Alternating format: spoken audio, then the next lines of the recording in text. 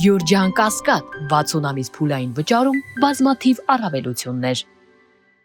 Դուք եւս միանում եք կոչերին, եւս կիսում եք այն կարծիքը, որ իշխանությունը արցախցիների անունից չպետք է որոշումներ կայացնի արցախցիների համար։ Միանշանակ։ Ասում են, որ արցախցիների վերադարձի էջը փակ է, ինչ։ Իզուրա ասում։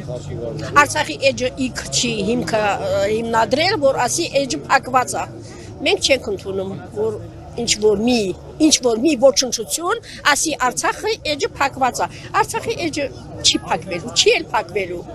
Ասում է արցախցիների ապագան Հայաստանի Հանրապետությունում է, որպես Հայաստանի Հանրապետության քաղաքացիներ։ Ոչ մի դեպքում։ Եղել եմ Արցախի քաղաքացի ու մնայուն Արցախի քաղաքացի եմ լինելու։